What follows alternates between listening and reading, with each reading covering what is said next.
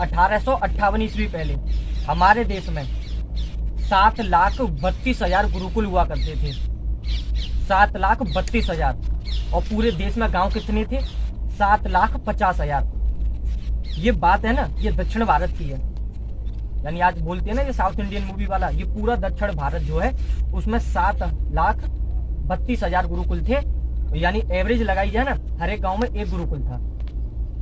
उस टाइम पे ये कॉन्वेंट स्कूल, ये इंग्लिश मीडियम, ये स्कूल नहीं हुआ करते थे। उस समय पर हमारी जो शिक्षा पद्धति थी वो आश्रम शिक्षा पद्धति थी। गुरुकुल में हमें शिक्षा मिलती थी। लेकिन 1858 से आज 2021 में कितना समय हुआ? आज ढूंढने के लिए नहीं मिल रहे गुरुकुल कहाँ गए। तो इसकी कहानी है 1850 से शुरू हुई। 1850 में हमारे देश में गुरुकुल कैसे खत्म हो, इसके लिए एक अंग्रेज था। अंग्रेज ने लॉर्ड मैकाले नाम का, उसने हमारे देश में एक सर्वे कराया। उसने 1500-1600 लोग लगाए अपने अंग्रेज कि पूरे देश में सर्वे किया कि इस देश की नींव जो है किस पर टिकी हुई है। जब पूरा सर्वे हुआ, सर्वे करने में दो लोग उसके अहम थे। एक था G.W. लूथर और दूसरा था थॉमस मुनरो। अब थॉमस मुनरो जो था उसने उत्तर दक्षिण भारत का सर्वे किया। जब उसने दक्षिण भारत का सर्वे किया तो वहां की साक्षरता जो थी वो 100% थी। और उत्तर भारत का की था G.W. लूथर ने, उसकी साक्षरता निकली उत्तर भारत। यानी ये ऊपर वाले राज्य आते हैं ना, उत्तर प्रदेश, पंजाब, हरियाणा, ये सारे उत्तर भारत के, और नीचे वाले जो है दक्षिण भारत में आते हैं। तो जब G.W. लूथर ने जब उत्तर भारत का सर्वे किया तो उस सर्वे में जो साक्षरता थी वो 97% निकली। दोनों बहुत ही चौंक गए, क्योंकि इतनी साक्षरता तो उस अंग्रेजों के देश में नहीं थी, इतने पढ़े हुए लोग। तो उन्होंने सोचा कि इस साक्षरता को कैसे खत्म किया जाए, इस देश को कैसे गुलाम बनाया जाए। तो उससे पता चला कि इस देश की जो लोगों की नींव है ये यहाँ के गुरुकुल हैं। यहाँ की नींव गुरुकुलों पर टिकी हुई है। तो उसने, मैकॉले ने इस देश में 1858 में एक कानून लाया, इंडियन एजुकेशन एक्ट के नाम से। वो उसने देश में लागू कर दिया। जैसे ही हमारे देश में इंडियन एजुकेशन एक्ट लागू हुआ तो उसके तहत देश में जितने भी गुरुकुल चलते थे ना वो अवैध घोषित कर दिए गए। वहाँ के जो टीचर थे जिन्हें गुरु बोलते हैं उन सभी को मारा गया, पीटा गया और उनको जेल में डाल दिया गया।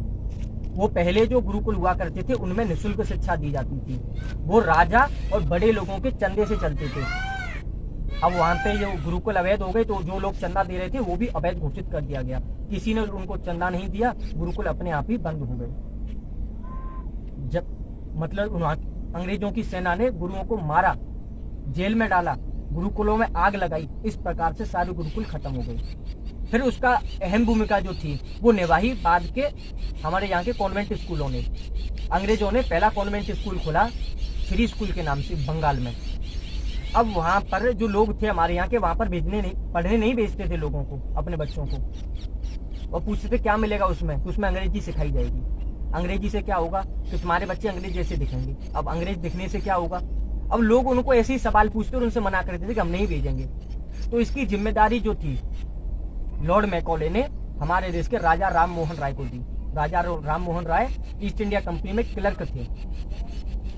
उन्होंने कहा कि तुझे वेतन तो समय पर मिलता रहेगा, तू जा पूरे देश में लोगों को कन्विंस कर कि ताकि ये हमारे कॉन्वेंट स्कूल में आके शिक्षा लें। तो ऐसा ही एक हुआ, उसने अपने पिता को एक पत्र लिखा। जब गुरुकुल बंद हो गए, हमारे देश की नींव खत्म हो गई, साक्षरता की जो स्थिति थी वो नीचे गिरी गई। क्योंकि हमारे देश में गुरुकुल क्या थे? गुरुकुल हमारे धर्म का ज्ञान देते थे। उसमें 18 प्रकार की विद्याएं सिखाई जाती थी। ये आज हमारे यहाँ पे है ना, वाणिज्य, ये अर्थशास्त्र, राजनीतिक शास्त्र, ये सारी चीजें थी। आज इतने शास्त्र हमारे इन कॉलेजों में नहीं, इतने बड़े बड़े कॉलेज खुले हैं, लेकिन इनसे ज्यादा जो शास्त्र थे वो हमारे गुरुकुल में सिखाए जाते थे। 18 अध्याय किताबें होती थी वहाँ पे पढ़ाने की। वहाँ पे बच्चे रहते थे, वहाँ पर शिक्षा लेते थे। लेकिन कॉन्वेंट स्कूलों ने, अंग्रेजों की यही तो एक उद्देश्य था कि एक ऐसा कानून लाऊंगा, ये लॉर्ड मैकॉले ने कहा था, कि जिससे भारत के बच्चे जो है वेशभूषा और देखने में तो भारतीय लगेंगे, लेकिन वो अंदर से अंग्रेज होंगे। वो अपनी संस्कृति को नहीं जानेंगे, वो अपने देश की परंपरा को नहीं जानेंगे, वो अपनी मातृभाषा को नहीं जानेंगे। इसी प्रकार से हमारे देश में संस्कृत को भी अवैध घोषित कर दिया। नहीं गुरुकुल खत्म, संस्कृत खत्म, देश की परंपरा खत्म, तभी से हमारे देश में गुरुकुल बंद हो गए। लेकिन सबसे बड़ा सवाल ये आता है कि जब गुरुकुल हमारे देश में शिक्षा पद्धति चलती थी तब यहाँ पे लोग नौकरी नहीं करते थे क्या?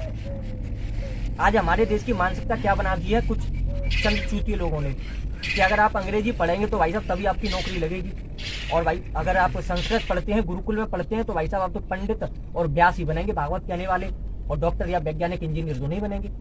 ऐसी मानसिकता पैदा कर दी है कि अंग्रेजी पढ़ना तो भाई साहब पढ़नी है, हर एक चीज में अंग्रेजी लगा दी। उससे पहले इस देश में क्या था भाई, संस्कृत थी, सारी चीजें होती थी, पहले डॉक्टर भी होते थे, सेना में भर्ती भी होती थी, हर एक राजा की सेना होती थी, उसी प्रकार उसे पुलिस बोलते हैं, हर एक राज्य की सेना क्या होगी, पुलिस, सारी चीजें थी उस समय पे। लेकिन एक सीन ऐसा बनाया कि जिससे संस्कृत की वैल्यू नीचे गिरा दी कि संस्कृत पढ़ोगे तो भाई साहब पंडित ही बनोगे, कुछ नहीं होगा। आप लगाइए कि आज सबसे ज्यादा आज पावरफुल देश है अमेरिका। आज अमेरिका हिंदी तो नहीं पढ़ाता, उसकी मातृभाषा अंग्रेजी है, अंग्रेजी पढ़ाता है, उससे बोलें कि हिंदी पढ़ा देगा? जो देश है उसकी मातृभाषा है उसी में तो तरक्की कर सकता है। अब हमारे बच्चे हैं भाई, ऐसा हम अब हिंदी मीडियम में पढ़े हैं, जो चीज हम हिंदी में याद कर सकते हैं जितनी जल्दी, वो हम अंग्रेजी में याद नहीं कर सकते, क्योंकि हमारी मातृभाषा है हिंदी। जब बच्चा बोलता है पैदा होने के बाद पहला शब्द तो हिंदी में ही बोलता है, क्योंकि हमें हिंदी मातृभाषा है, तो हमें हिंदी जल्दी याद होगी या फिर अंग्रेजी याद होगी। जिस श्लोक को हमें याद करने में 5 मिनट लगती हैं, और उसी आप इंग्लिश के श्लोक को तुम याद करो कम से कम आधा घंटा 15 मिनट लगेंगे याद करने में, देख लेना कभी। लेकिन अंग्रेजी जो बच्चे होते हैं उनकी मातृभाषा अंग्रेजी होती है, तो उन्हें बहुत जल्दी याद हो जाता है। आज इसी वजह से हमारे देश में बच्चों की स्थिति खराब है, क्योंकि जो चीज उनकी रुचि की नहीं है उन्हें पढ़ाया जा रहा है। सारी चीजें हिंदी में लाओ ना, संस्कृत में लाओ। जिस देश की मातृभाषा है उसी देश की मातृभाषा को प्रधान बनाना चाहिए ना, लेकिन नहीं बनाया, अंग्रेजी को बना दिया, हर एक जगह पे अंग्रेजी पेल दिए। क्योंकि उसने एक चिट्ठी लिखी थी अपने पिता को, लॉर्ड मैकॉले ने। अब उस चिट्ठी में उसने अपने पिता को बताया, बहुत ही फेमस है, अभी भी गूगल कर लेना जाके इसके बाद, कि लॉर्ड मैकॉले का लेटर गूगल पे डला हुआ है। उसने क्या लिखा अपने पिता को, उसने लिखा कि जब कोई खेत में फसल लगाई जाती है तो खेत को अच्छी तरीके से जोता जाता है, उसी तरीके से मैंने देश भारत के पूरे गुरुकुलों को जुतवा दिया है, पूरी संस्कृति को जुतवा दिया है। अब उसमें हम अपनी अपने जो अच्छी लगेगी वो हम फसल लगाएंगे। उन्होंने फसल लगाई कॉन्वेंट स्कूलों। अब कॉन्वेंट स्कूल थे तो फिर अंग्रेजी को आज बढ़ावा मिला। इसके आगे की कहानी कल बताऊंगा बहुत अच्छी तरह से।